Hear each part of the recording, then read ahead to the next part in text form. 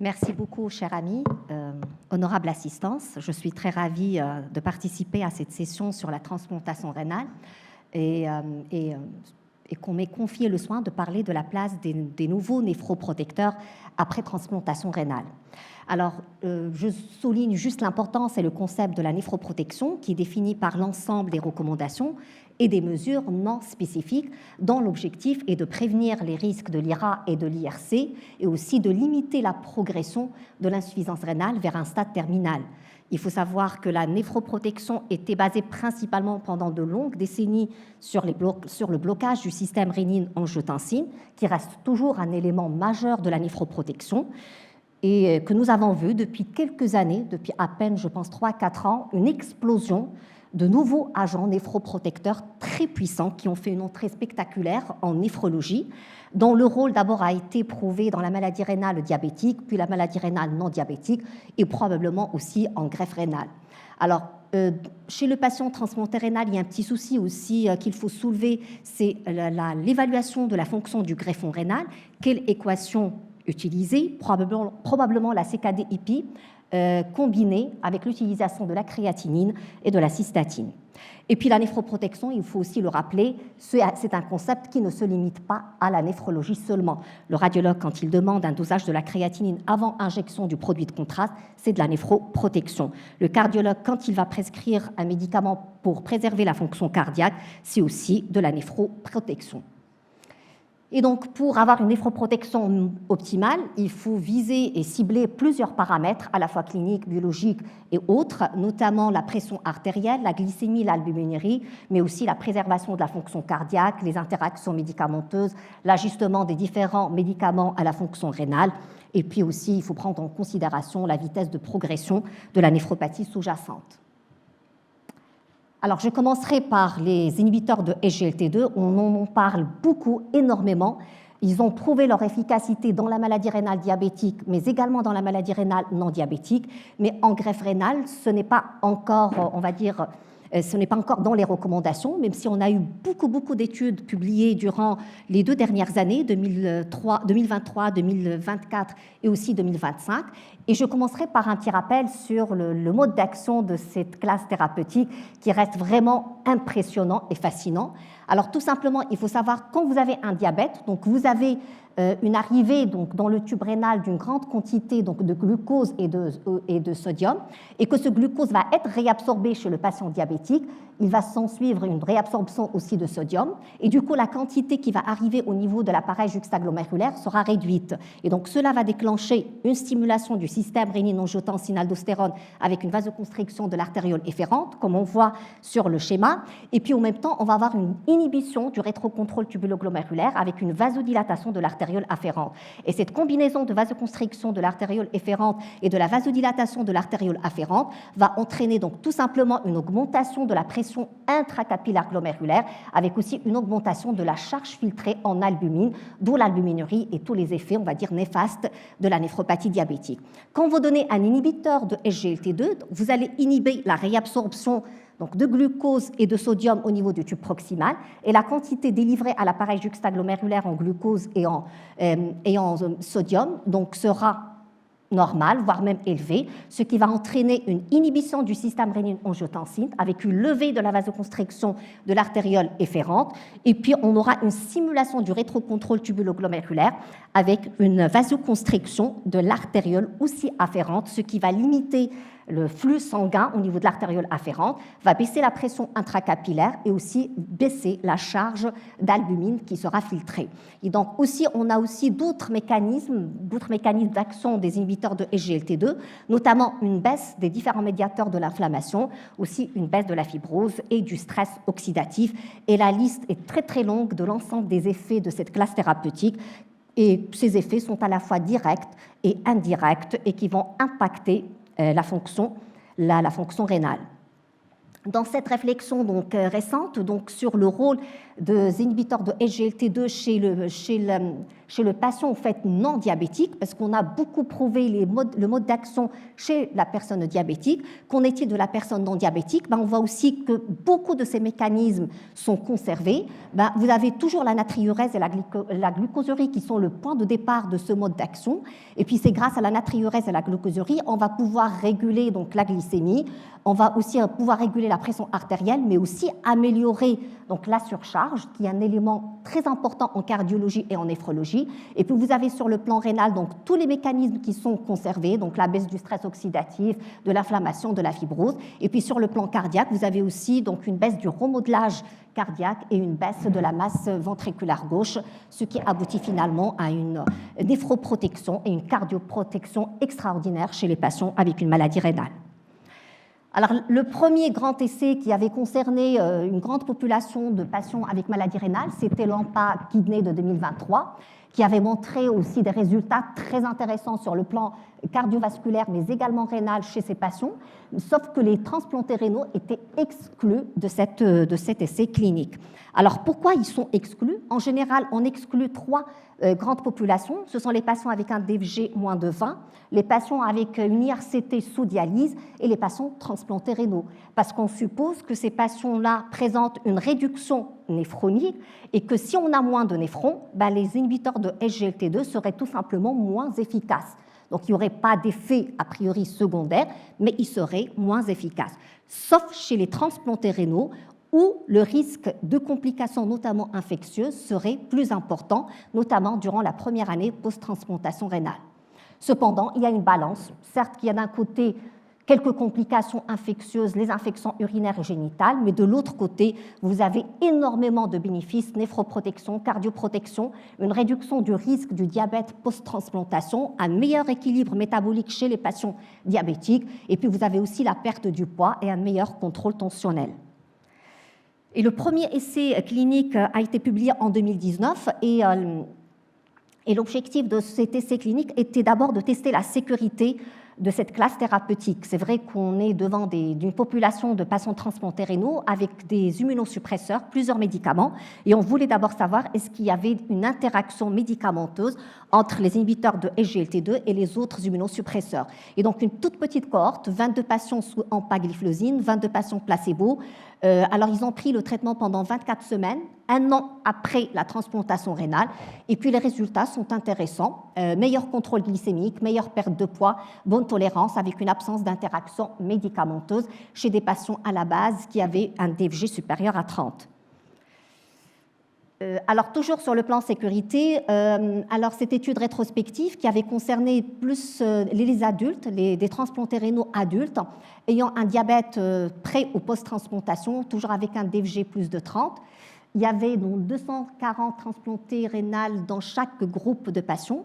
Quand on voit le profil rénal, finalement, ce sont des patients, on va dire, qui n'ont pas d'atteinte rénale réelle, parce qu'ils ont un DFG, donc une créatinine aux alentours de 10-12 mg par litre, et puis une micro-albe minime, 38 dans le groupe SGLT2 et 52 dans le groupe placebo.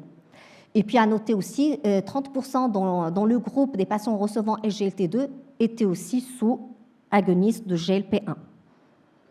Alors, qu'en est-il des résultats dans cette étude rétrospective? Il y avait un meilleur contrôle glycémique dans le groupe SGLT2, des effets similaires concernant la mortalité, l'IRA et le rejet aigu entre les deux groupes, une perte de poids aussi similaire.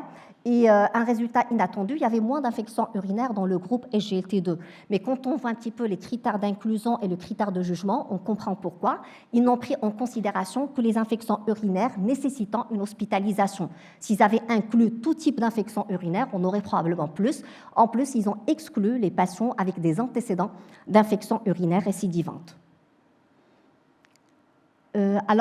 Cette étude aussi, c'est une grande étude rétrospective multicentrique menée en Espagne qui avait concerné donc, à peu près donc, 340 patients transplantés rénales et présentant un diabète pré- ou post-transplantation.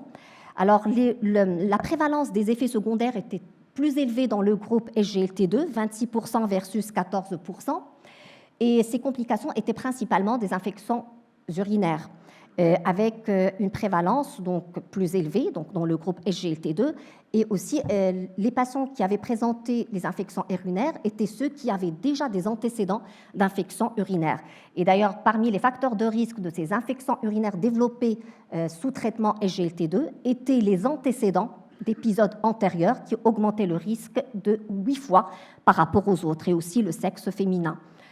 Dans cette étude aussi, il n'y avait pas de différence entre les 3 molécules, puisque les 339 patients recevaient à la fois l'AMPA, la DAPA et aussi la canagliflozine, donc pas de différence. Et puis concernant les paramètres rénaux à M6, il y avait des résultats similaires concernant la baisse de la protéinurie et le DFG entre les deux groupes. Cependant, il y avait d'autres bénéfices. Il y avait une baisse, meilleur contrôle tensionnel, meilleur contrôle aussi de l'acide urique, et puis donc voilà, une augmentation de l'hémoglobine. Alors cependant, dans cette étude, on a cherché, on a relu donc l'article en entier. Les auteurs ne précisent pas quand est-ce l'inhibiteur de SGLT2 a été démarré dans leur cohorte. On ne sait pas. On comprend que probablement ça a été démarré avant 12 mois post-transplantation, d'où probablement l'incidence des infections élevées et aussi le fait qu'ils ont probablement exclu ceux avec des antécédents. Mais en tout cas, ils ne précisent pas le moment de début du traitement. Alors, en revanche, dans cette étude multicentrique française, là, ils précisent, donc ils ont pris dans leur cohorte rétrospectif des patients diabétiques transplantés rénaux diabétiques et non diabétiques entre 2021 et 2023. Donc, au total, il y avait 347 patients, les 2 tiers avec un diabète, le 1 tiers sans diabète. 87%, dans 87%, l'inhibiteur de SGLT2 a été initié 1 an après la transplantation rénale, tout cela pour, on va dire, dépasser la période où le risque d'infection urinaire est élevé. 96%, c'était de la dapagliflozine.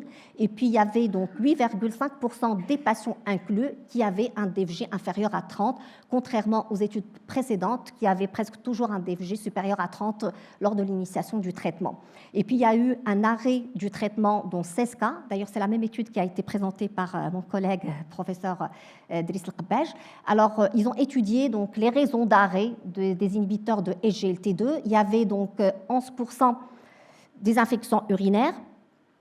Il y avait 31% à cause d'une insuffisance rénale aiguë, et on parle peu de l'insuffisance rénale aiguë comme complication aussi majeure des inhibiteurs de SGLT2. On parle beaucoup plus des infections, peu des IRA, et pourtant ça peut être aussi donc complications redoutables.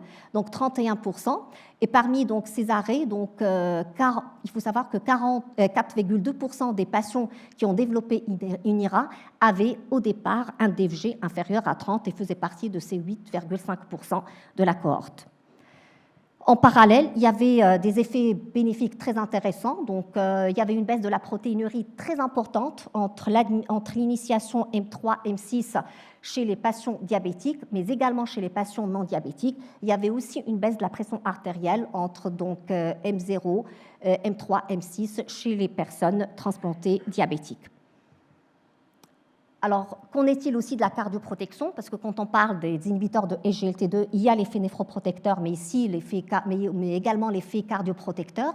Alors, dans cette étude multicentrique de Corée, ils ont inclus tous les patients, des patients transplantés, donc rénaux, avec un diabète pré- ou post-transplantation rénale, et ils ont étudié tout simplement la prévalence des événements cardiovasculaires. Et ils ont remarqué que la prévalence des événements cardiovasculaires majeurs, de l'infarctus de myocarde et de la mortalité, toutes causes confondues, était plus élevée dans le groupe qui n'avait pas reçu les inhibiteurs de SGLT2. Concernant les infections, il n'y avait pas de différence concernant les infections urinaires entre les deux groupes. En revanche, il y avait plus d'infections fongiques dans le groupe SGLT2, mais là, quand on voit le nombre de patients ayant présenté cette infection, c'est à la limite exceptionnel. Un patient dans le groupe, deux patients dans le groupe SGLT2 et un patient dans le groupe sans SGLT2. Et donc finalement, quand on revoit aussi les recommandations, les KDIGO en 2022 ne recommandent pas l'utilisation des inhibiteurs de SGLT2 en transplantation rénale par manque de preuves, parce qu'en 2022, effectivement, il n'y avait pas beaucoup de publications. Les publications donc, sont apparues après 2022.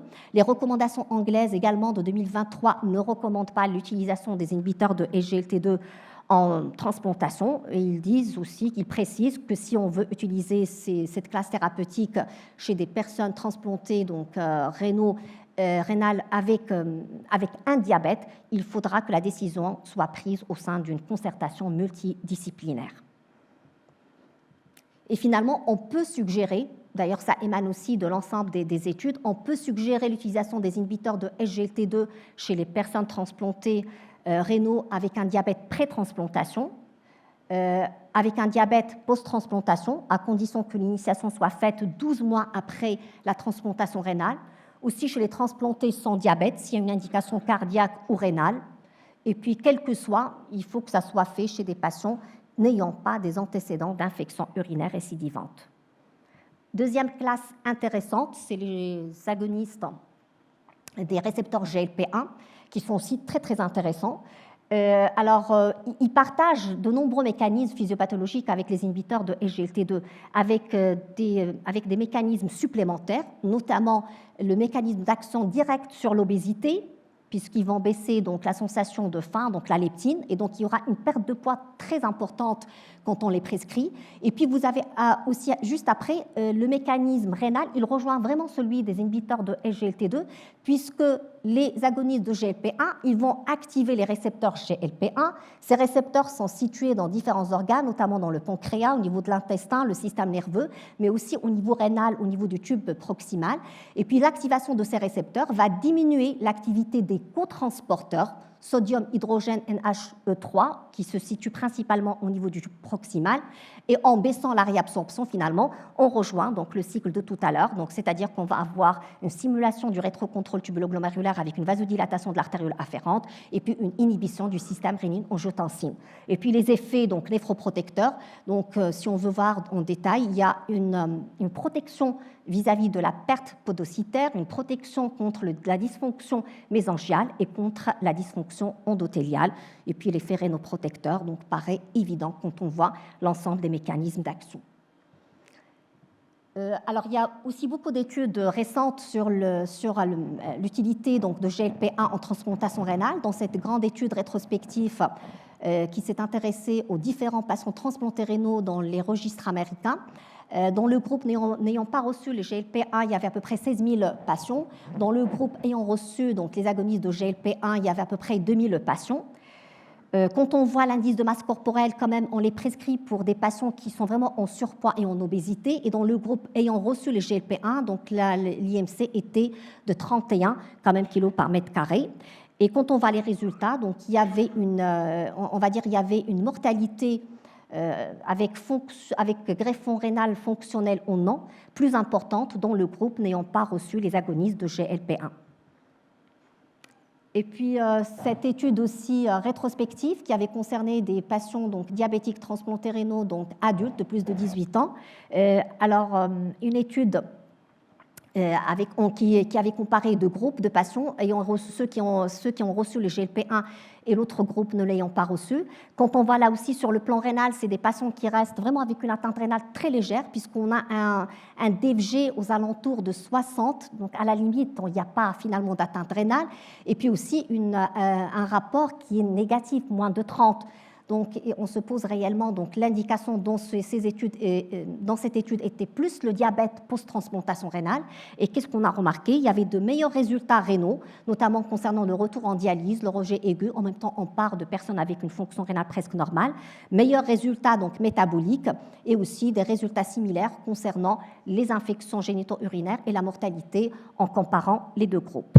Et avant de conclure, je voudrais juste partager avec vous une observation qui émane du CHU d'Oujda. Donc, nous avons un jeune patient de 30 ans qui a été transplanté rénal en 2018 par le rein de sa mère sur une néphropathie de reflux. La PBR n'a jamais été réalisée en pré-transplantation. Cependant, en post-transplantation, il a bénéficié de 3 biopsies rénales. Je pense parce qu'on avait suspecté une néphropathie à bécavirus, il avait fait plusieurs épisodes d'IRA. Alors, on n'avait jamais donc trouvé des dépôts d'IgA jusqu'à 2023, où il fait apparaître une protéinurie d'aggravation progressive, une hématurie, et en même temps donc une IRA qui va indiquer une 4e biopsie rénale. Et sur la biopsie, on trouve des dépôts d'IgA. Est-ce que c'est une néphropathie IgA de nouveau? C'est vraiment quelque chose quand même d'exceptionnel. Mais en tout cas, on l'avait présenté donc, à Marrakech. Et là, donc, on avait déjà initié les inhibiteurs de SGLT2 depuis février, alors l'AMPA à la dose de 10 mg par jour. Le blocage du système rénine-angiotensine était initié juste après la transplantation. Et on est à M3 du traitement. M3, qu'est-ce qu'on a? On a une créatinine à 14 versus 15 mg. Il n'a jamais présenté d'IRA. On a une protéinurie aujourd'hui 1,3 versus 2,6, c'est-à-dire une baisse de 50% à M3, et puis pas d'infection urinaire, sachant aussi qu'on est à 6 ans de la transplantation et que le risque d'infection urinaire n'est pas très élevé. Le patient aussi reçoit une corticothérapie à 5 mg par jour, et on a aussi augmenté les doses de Tacro suite au staff qui a été fait à Marrakech. Et finalement, pour conclure, en 2025, que retenir? Une néphroprotection classique, y compris le blocage du système rénine-angiotensine, garde toujours sa place, c'est très important, et ne sera pas détrôné aux dépens des nouveaux agents néphroprotecteurs. Les inhibiteurs de SGLT2, oui, ils sont indiqués aujourd'hui donc dans la maladie rénale, qu'elle soit liée au diabète ou non. L'IgA, on en parle beaucoup, les résultats sont très intéressants, mais les études concernent les néphropathies à IgA, donc en dehors du contexte de la transplantation rénale. Quel que soit, il faut les utiliser pour un DFG de plus de 20. Donc la discussion de tout à l'heure, quand on les initie pour un DFG de plus de 20, on peut les maintenir au stade de la dialyse.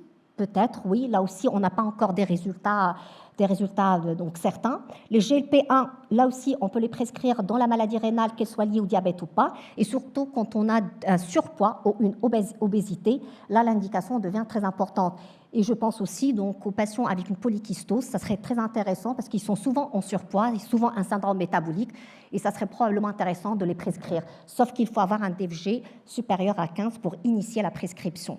Après, il ne faut pas oublier qu'il y a des essais cliniques en cours qui s'intéressent spécifiquement à la population des transplantés rénaux, mais également à la population donc, des patients avec IRCT sous dialyse ou une IRC avec un DFG moins de 25 ml par minute, notamment le Renal Life Cycle Trial, dont la phase de recrutement est terminée et on attend les résultats pour les prochaines années.